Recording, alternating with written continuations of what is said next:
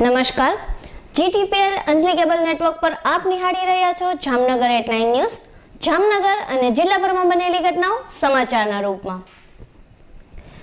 સમાચારો શરૂ કરતા પહેલા જોઈ લઈએ આજના મુખ્ય સમાચારો.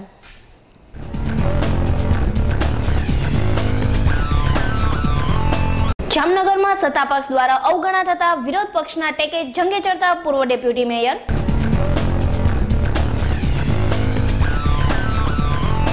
ડાકેશ્વરમાં કોળી યુવાનની જૂની અદાવતમાં કરપીણ હત્યા, 5 શખ્સોમાંના 3ની પોલીસ દ્વારા ધરપકડ.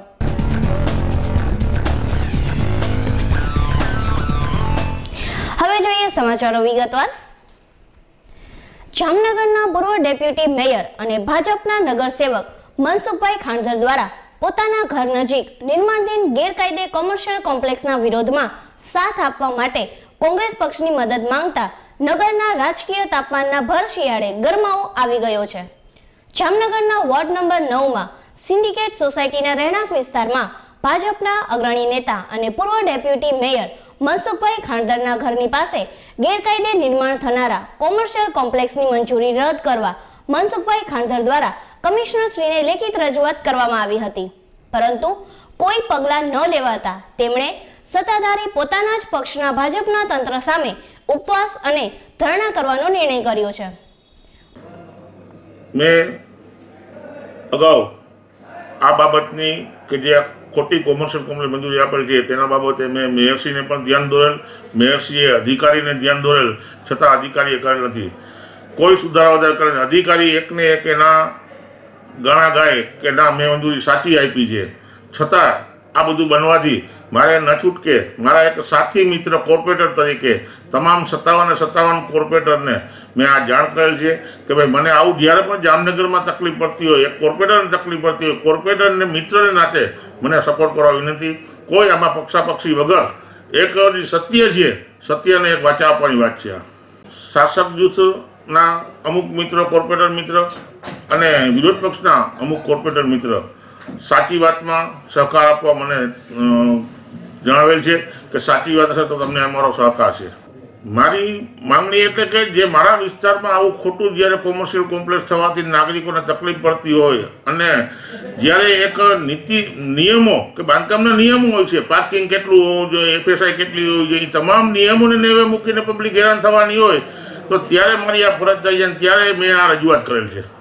મેં અગાઉ પણ કમિશનરને, TPO શાખાને, કલેક્ટરશ્રીને તમામને આઈના વહીવટીવાળા કમિશનર કહેવાય. આ કમિશનર ખરેખર તો કમિશનરે આ મંજૂરી બહુમાળી અથવા કોમર્શિયલની મંજૂરી કમિશનરશ્રીએ આપવી જોઈએ, છતાં એને કમિશનરશ્રીએ નીચલા અધિકારીને પાવર ડેલિગેટ કરી દીધા છે. એટલે જો કોઈ ખોટું કોઈ પબ્લિકે રજૂ કર્યું હોય, કોઈ અધિકારીએ ખોટું કર્યું હોય તો કમિશનરની સત્તામાં આવે છે. કમિશનરને BPMC એક્ટ મુજબ કોઈ પણ મંજૂરી રદ કરવાની થતી હોય છે. મારી માંગણી પણ એ જ છે કે ખોટું હોય તો આ મંજૂરી રદ કરવી જોઈએ. મનસુખભાઈ ખાણધરે આ મુદ્દે અનેકવાર મનપાના ઉચ્ચ અધિકારીઓને રજૂઆત કરી હોવા છતાં તેમની ફરિયાદને ન્યાય ન મળતા તેમણે પોતાના ધરણા અને તેમના મત વિસ્તારમાં ગેરકાયદે બનનારા કોમર્શિયલ કોમ્પ્લેક્સના વિરોધમાં સાથ દઈ પીઠબળ પૂરું પાડવા વિરોધ પક્ષ કોંગ્રેસ પાસે મદદ માંગી છે અને કોંગ્રેસ દ્વારા મદદ આપવા માટે લીલી ઝંડી ફરકાવી છે. વિરોધ પક્ષના નેતા અલ્તાફભાઈ ખફીએ જણાવ્યું હતું કે જ્યારે ભાજપ પોતાના જ પક્ષના નેતાની ફરિયાદ નથી સાંભળતું ત્યારે સામાન્ય નાગરિકનો શું વિકાસ કરશે તેવા વિધાન દ્વારા ભાજપ પર પ્રહાર કર્યો છે. વોર્ડ નંબર 9માં જે અમારા કોર્પોરેટર મનસુખભાઈ ખાણધરના વિસ્તારમાં સિન્ડિકેટ સોસાયટીમાં જે કાયદા વિરુદ્ધ જે મંજૂરી આપવાની હતી છે એમાં મનસુખભાઈ ખાણધરનો અમને એક પત્ર આવ્યો હતો કે મારા જ વોર્ડમાં મારા ઘરની સામે મારા પરિવારને ભવિષ્યમાં નુકસાન થઈ શકે તેવી મંજૂરી ગેરકાયદેસર રીતે આ કોર્પોરેશને એના અધિકારીઓ આપી છે. અમારા આગળ એ ધરણામાં બેસવા માટે મદદ માંગી હતી.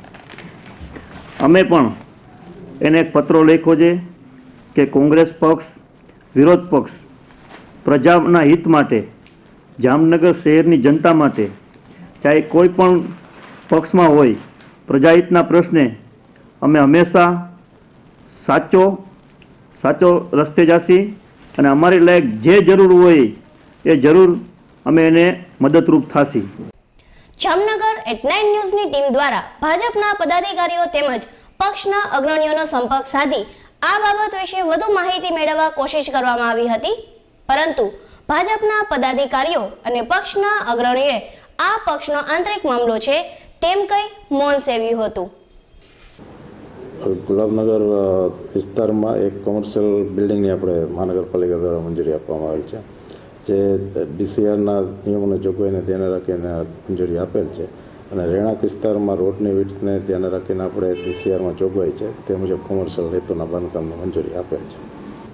એકચ્યુઅલી તો સરકારશ્રીના DCR મુજબ આપણે નિયમ અનુસાર મંજૂરી આપેલ છે, એટલે વ્યક્તિગત કોઈ ધોરણે જો કોઈ વિરોધ લેતા હોય તો એવું ન ચાલી શકે. આપણે નિયમ અનુસાર મંજૂરી આપેલ છે.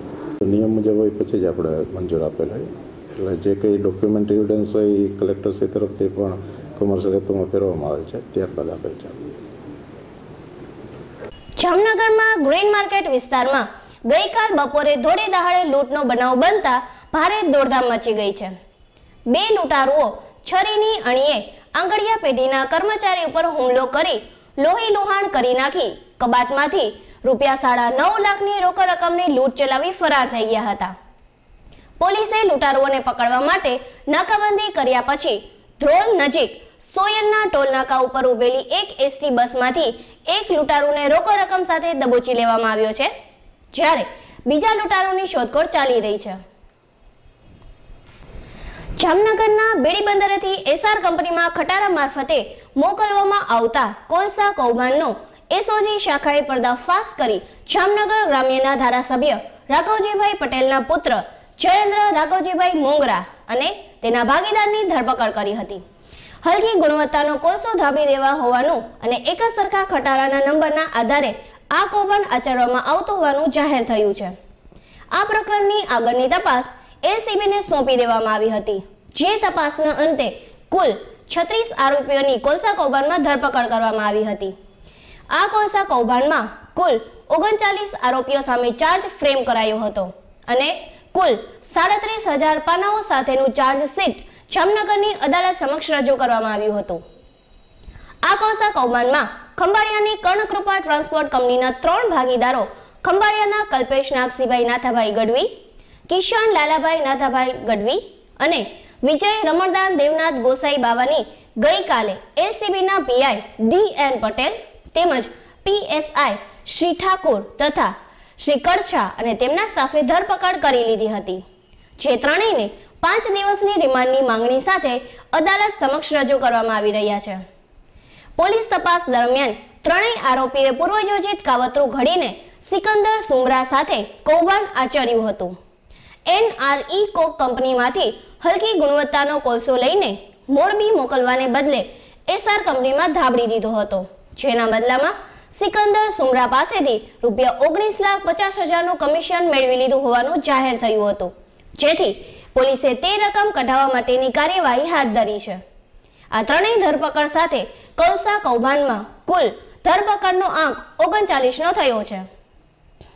જામનગરના નાગેશ્વર વિસ્તારમાં રવિવારના રાત્રે જૂની અદાવતના કારણે એક કોળી યુવાન ઉપર તે જ વિસ્તારમાં રહેતા 5 શખ્સોએ છરી, ધોકા, લાકડી વડે હિચકારો હુમલો કરી કરપીણ હત્યા નિપજાવી હતી. જે હત્યા પ્રકરણમાં પોલીસે ગઈકાલે 3 હત્યારા આરોપીઓની ધરપકડ કરી છે, જ્યારે અન્ય 2 ફરારી આરોપી શોધખોળને હાથ ધરી છે. જામનગરમાં નાગેશ્વર કોલોની વિસ્તારમાં રહેતો અને કલરકામ કરતો અપરિણિત કોળી યુવાન ચેતન કાળુભાઈ બારિયા પરમ દિવસે રાત્રિના 9 વાગ્યે નાગેશ્વરના ગરબી ચોકમાંથી પસાર થઈ રહ્યો હતો, ત્યારે 5 શખ્સોએ તેના ઉપર તૂટી પડ્યા હતા અને છરી, ધોકા, લાકડી વડે હુમલો કર્યો હતો. આ ઘટનાની જાણ થતાં જિલ્લા પોલીસ વડા નીરજ બળગુજર, સિટી ઇન્સ્પેક્ટર બકુલ જાની અને PSI JM જાડેજા વગેરે ઘટના સ્થળે દોડી ગયા હતા. મૃતકના ભાઈ પ્રકાશ કાળુભાઈ બારિયાની ફરિયાદના આધારે 5 આરોપી હિતેશ ઉર્ફે વાંગો, નરસિંહ, વિજય નરસિંહ કોડી, સંજય ઉર્ફે બાંગર રામજી કોડી, અનિલ મનાભાઈ કોડી અને હિતેશ મનાભાઈ કોડી સામે IPC કલમ 302, 147, 148, 149, 323 અને જીપી એક્ટ કલમ 135(1) મુજબ ગુનો નોંધ્યો હતો. પોલીસ દ્વારા ગઈકાલે નાગેશ્વર વિસ્તારમાં સજ્જડ બંદોબસ્ત ગોઠવી દેવાયો હતો અને PSI JM Jadeja, PSI as Chavda અને ડી સ્ટાફના મગનભાઈ ગોહિલ, નરેન્દ્રસિંહ ઝાલા, અરસીભાઈ આહિર, જતીન પંડ્યા વગેરે કોમ્બિંગ હાથ ધરી 3 આરોપીઓ સંજય રામજી કોડી, અનિલ મનાભાઈ કોડી અને હિતેશ મનાભાઈ કોડીની ધરપકડ કરી લાકડી કબજે કરી છે. અન્ય 2 ફરારી આરોપીને પોલીસ શોધી રહી છે. ગઈ તારીખ 19/1/2014ના રોજ રાતના 10 વાગ્યાના સુમારે નાગેશ્વર વિસ્તારમાં રહેતા ચેતન કાળુભાઈ બારિયા નામના ઈસમની તેમની યારે અગાઉ 7 મહિના પહેલાં માથાકૂટ થયેલ હોય તેવા 6 શખ્સોએ સાથે મળી અને હત્યા નિપજાવેલ હતી. જે બાબતની જાહેરાત તેમના ભાઈ પ્રકાશભાઈ બારિયાએ કરેલ પોલીસ સ્ટેશનમાં અને એ જાણ થતાં તુરંત જ મહેરબાન એસપી સાહેબ તેમજ નાયબ પોલીસ અધિક્ષક સાહેબના સૂચનાથી પીઆઈ શ્રી જાની સાહેબ સાથે સિટી બી ડિવિઝનનો તમામ સ્ટાફ આ ગુનાની ઊંડી તજવીજ કરવામાં લાગી ગયેલ.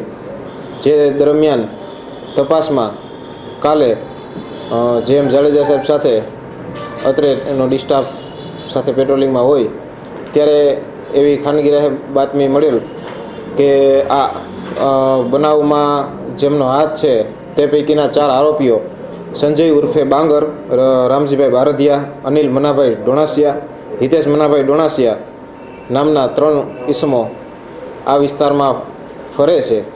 તો તેમને ઉપર વોચ ગોઠવી અને વોરાના હજીરા પાસેથી તેમને ઝડપી લેવામાં આવેલ હતા.